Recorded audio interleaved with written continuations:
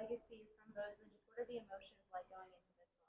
Yeah, no, definitely emotionally driven. Trying to take in every day for what it is. That's my goal was this whole these last 7 months, starting with winter lifting.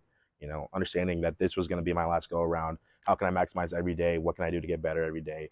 And yeah, just take it in because I mean here we are now starting fall camp. So definitely trying to enjoy it all and just ready for this ride.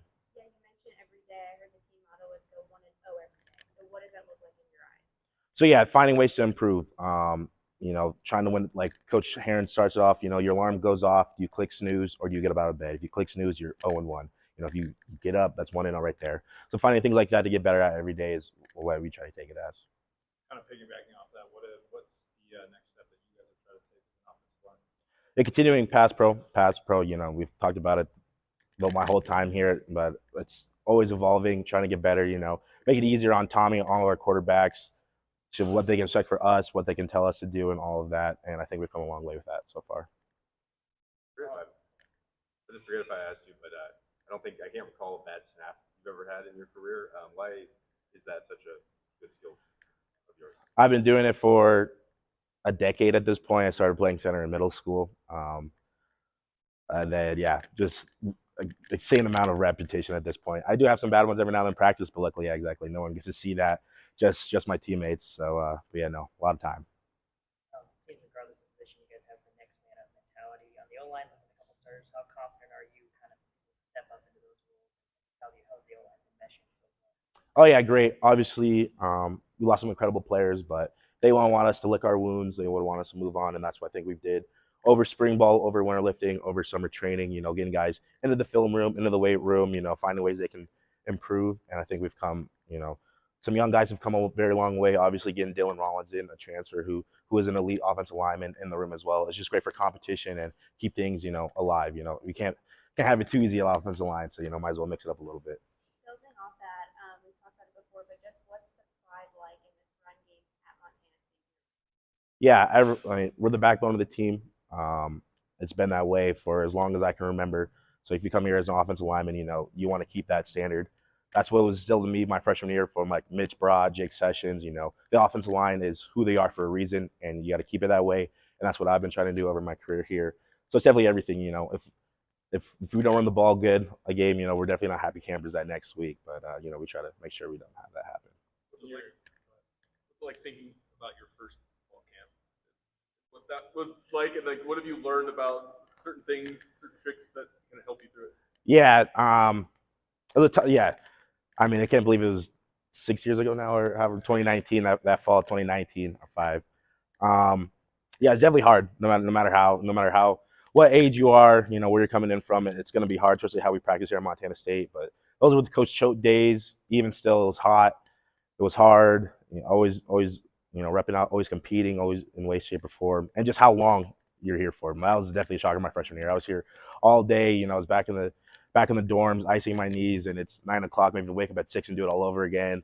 And it's definitely tough. But a quote that's been around here for a while that I've heard from Coach Choate that really helped me out was, you get what you get in the short term, but you get what you deserve in the long run.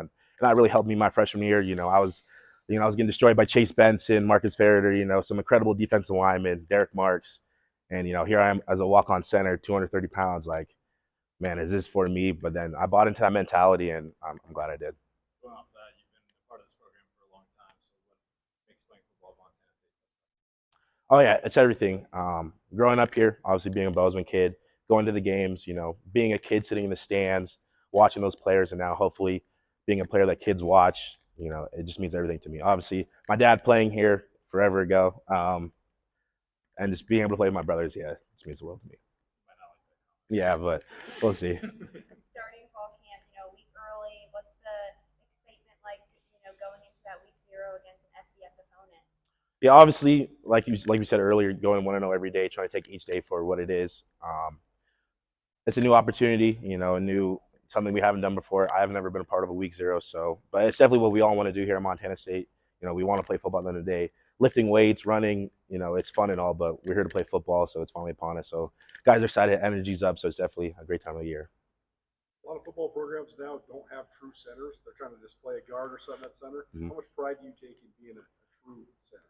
I love it. You know, I have noticed that trend over the years. You know, it's something you can't teach. It's something that other centers we try to bond over. You know, if I catch them after the game, like Gus Miller is an incredible center. You know, I've talked to him a little bit after our games against them, and just trying to we are who we are, and we're never going to change. Is there an NFL center you follow your game after? Obviously, one of the great undersized center, Jason Kelsey. Obviously, watching him, that's okay. I'm getting so many flashbacks. That was one of our projects actually after a spring practice or sometime, who knows, during my many years here. Coach Armstrong actually had us choose an NFL guy, and we had to watch cut-ups of them. And yeah, so I chose Jason Kelsey, and yeah, now he's incredible. So I try to model my game after him as best I can. Only on the field. Only on the field. Yeah, only on the field.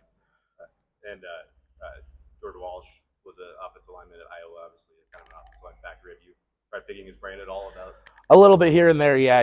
From our beef run-ins, it's always tough right around this time or before the time because coach is always out recruiting and everything, so you don't get much time. But definitely with fall camp, I will be. A couple of years ago, the offensive line was trying to replace guys like Louis Kidd, Ted Sopo. Deegan said from day one, "Hey, we're going to be better up front." I think we thought he was crazy, but then you guys were. Does this feel like that again, given what you lost in the offseason? Yeah, every offseason it's unique because obviously we've got a whole range of different opportunities at the offensive line position. It can be very similar to how it was that 3 years ago when I was the only returning starter. But yeah, we're obviously at the offensive line position. We're always going to put our work in for our brethren, for our guys in the room itself as well. So we don't shy away from any challenge that comes our way. Those guys that are trying to battle it out at guard, the fact that a couple of them at least have some experience, how much does that help? Yeah, it definitely helps because they just understand what the game is actually like. It's obviously hard explaining to a guy who's never played before what they're gonna see because it's always unique for every position, every person out there. So trying to help as much as I can from a guy who's been around for a while. But obviously, yeah, having guys experience, they just get it. It's just tough to explain, but they understand how it's get done. Marcus, we're one of the highest graded players, let alone offensive lineman in the entire country last year.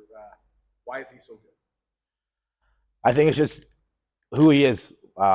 Incredibly hard worker. From the first day when we both came in our freshman year 2019, I could tell he was a different cat. Just the way he approached everything. This is when he was a buck linebacker. He talks about all the time how he was going to play 30 to 40 snaps his redshirt freshman year and all this jazz. And things didn't go his way, but just that work ethic kept him on a path, and it showed up at the offensive line position. Him to showcase his talents and his work ethic and everything, and it did. And we were extremely happy on the offensive line to have him on our side of the ball for sure.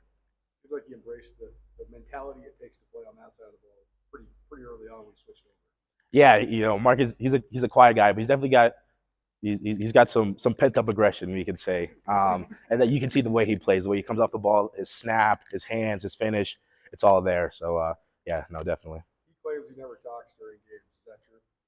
Like to the opponent? Oh yeah, no. He usually he is terrible at getting the calls from the sideline.